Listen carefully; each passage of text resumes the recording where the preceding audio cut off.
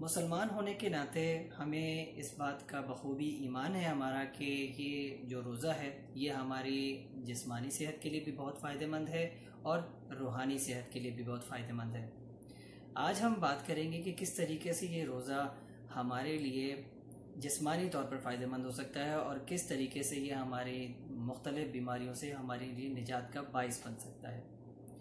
ایک ریسرچ ہوئی NAGM کے اندر پبلش ہوئی اور اس میں انہوں نے یہ دیکھا کہ یہ جو روزہ ہے جس کو سائنٹیفکلی اگر آپ کہیں انٹرمیٹنٹ فاسٹنگ یعنی وقفے سے بھوکے رہنے کی اس ہیبٹ کو، جس میں ہم روزہ بھی کرتے ہیں، افطار بھی کرتے ہیں، پھر روزہ رکھتے ہیں، پھر افطار کرتے ہیں، اس ہیبٹ کو دیکھا گیا کہ یہ آیا ہمارے لیے نقصان دہ ہے یا ہمارے لیے فائدہ مند ہے۔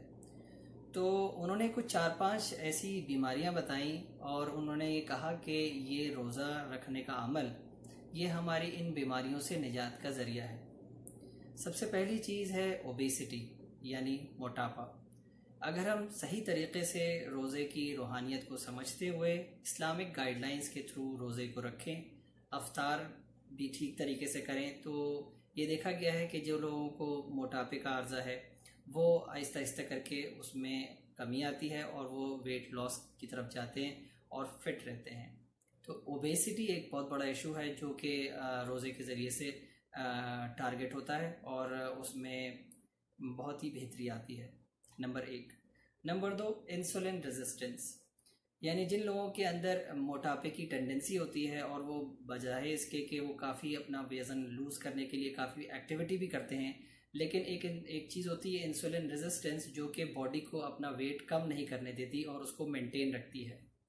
تو یہ بھی دیکھا گیا ہے کہ جو لوگ روزے سے ہوتے ہیں ان کے اندر اس کی استعداد بڑھ جاتی ہے اور انسولن ریزسٹنس کا جو پرابلم ہے وہ کم ہو جاتا ہے۔ اسی طریقے سے وہ اپنے جو موٹاپے کی جو صلاحیت ہے اس کو کم کر سکتے ہیں۔ Number 3، sugar. جن لوگوں کو شوگر کا پرابلم ہے وہ جب روزہ رکھتے ہیں تو روزے سے ان کی شوگر کنٹرول ہو جاتی ہے اور اس کے اندر کافی بہتری آتی ہے۔ Number 3، hypertension, blood pressure. جن لوگوں کو بلڈ پریشر کی شکایت ہے جب وہ روزے کے عمل سے گزرتے ہیں تو ان کا بلڈ پریشر کنٹرول ہونا شروع ہو جاتا ہے۔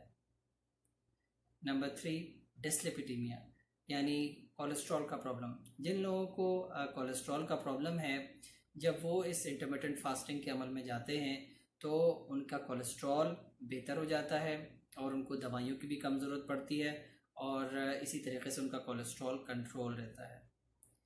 نمبر 5ویں چیز ہے انفلیمیشن، یعنی باڈی کے اندر جنرلی ورم آ جاتا ہے اور جو انفلیمیٹری سیلز ہوتے ہیں وہ کافی ایکٹیویٹ رہتے ہیں، لیکن جب روزے سے انسان ہوتا ہے تو روزے کے ذریعے سے وہ انفلیمیشن کا عمل کافی کم ہو جاتا ہے اور کسی کو بھی اگر کوئی زخم ہے یا کوئی ایسا ورم ہے جو بھر نہیں رہا، جب وہ روزہ رکھتا ہے تو روزے سے یہ دیکھا گیا ہے کہ وہ سیلز جو کہ ورم کو بڑھاتے ہیں وہ اسٹیبلائز ہو جاتے ہیں اور جو بھی زخم ہے وہ بھر بھی جاتا ہے، یہ کوئی بھی ورم ہے وہ بھی کم ہو جاتا ہے۔